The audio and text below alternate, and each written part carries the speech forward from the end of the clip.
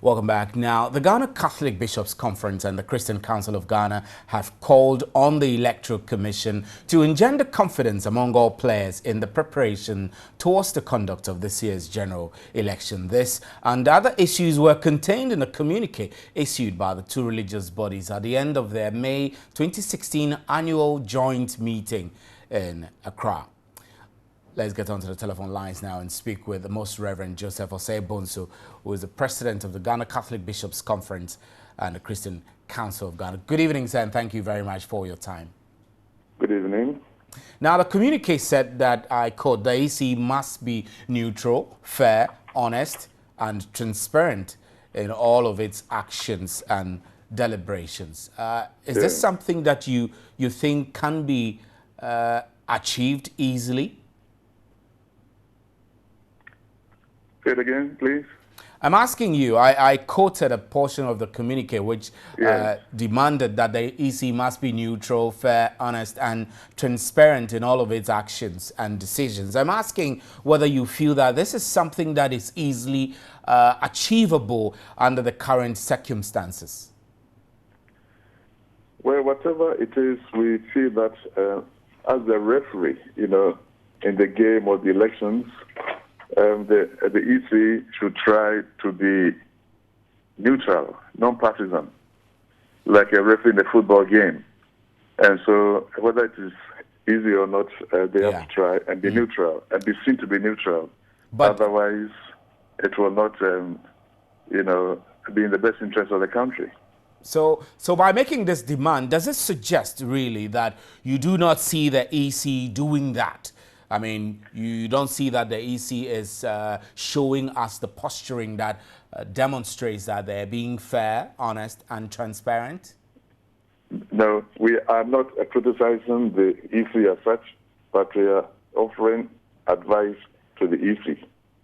We do that every time. And we think that if the EC heeds this advice and does its work along those lines, then we'll have peace in Ghana. So it is not that we are seeing something and we are criticizing, but it's advice that we are given. Okay, that's understandable. Now, the communique also noted, I must say with worry and anxiety, the current political atmosphere, and the communique called on all politicians and their supporters to be circumspect and decorous in their utterances and actions. But really, the reality is that Ghana is a majority Christian country. And so can you say most supporters are also like Christians?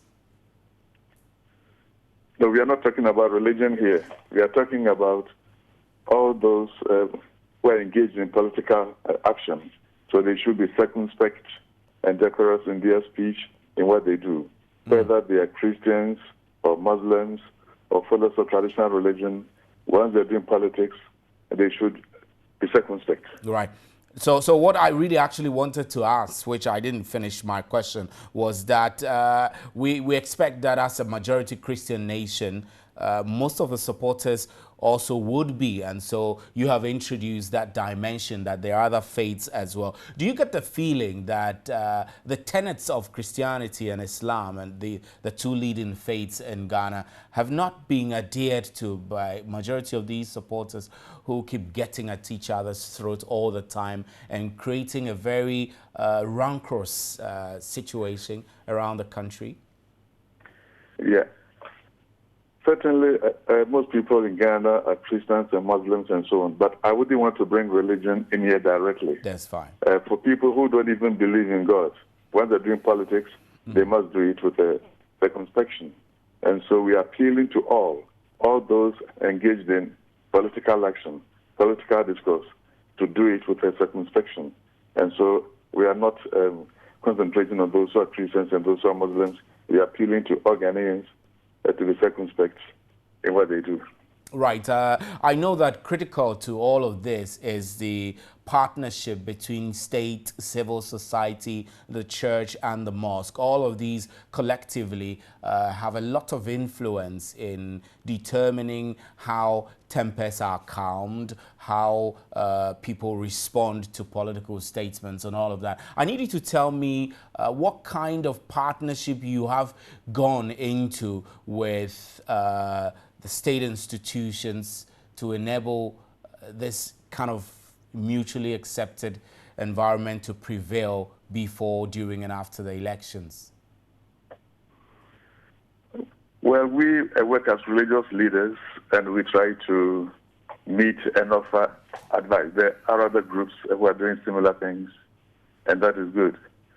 We intend to meet with the political leaders, as soon as possible, so that we can have peaceful elections. So we are doing what we can. Other groups can also do what they can.